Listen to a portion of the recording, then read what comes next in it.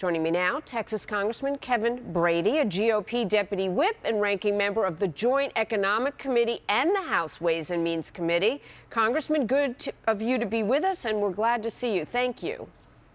Good morning, Jamie. Thanks for having me. What about this meeting? Where was the GOP? Well, I don't know. Maybe they were trying to assess their side of the negotiations. I still think there is room for common ground on this issue. It's got to be there's two, I think, pitfalls right now. One is that Democrats have a wish list that's appropriate for Christmas, but not for a lame duck session. The clock is ticking.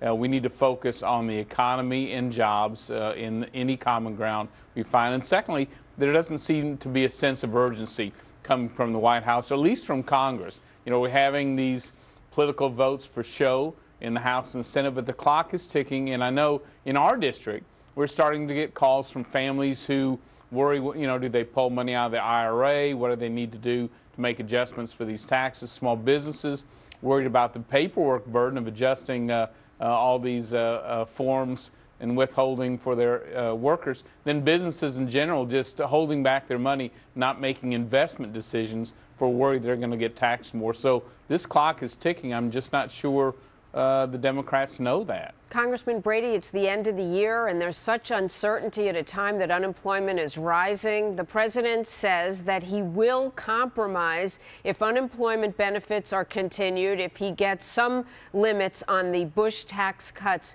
if they don't expire. And one of the things he said is, without the unemployment benefits extensions, especially at the tax cut ramifications for middle-class Americans, without them, he says, taxes would still rise for 95% of Americans. Is that true?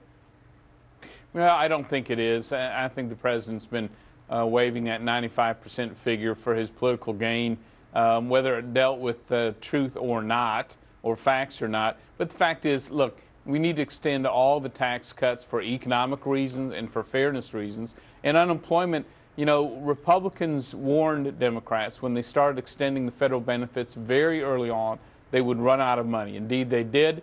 You know, if it comes down to this, to extending the tax cuts for everybody to keep the economy going and extending unemployment, I believe Republicans will agree to that, knowing we're going to have to find the savings to pay for those unemployment costs, but we're dead serious about trimming this budget. That's an important point. How do you trim the budget if you extend the unemployment benefits and you allow the tax cuts to continue? Where will all this money come from? Well, I tell you what, we are in such dire financial needs. It's going to take some major changes. I do know that the tax cuts that the president doesn't want to extend equals about 1.5% of all the federal spending over the next decade. And right now we're overspending our budget by 40%. So in the scheme of things, long term, it may not be a lot, but Republicans understand we're in such a deep hole.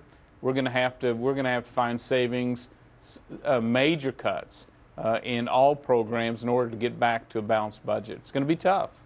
Congressman Kevin Brady, everything seems to be tough right now. We hope it gets done. The committees you sit on give you tremendous insight, and we appreciate you sharing with us today.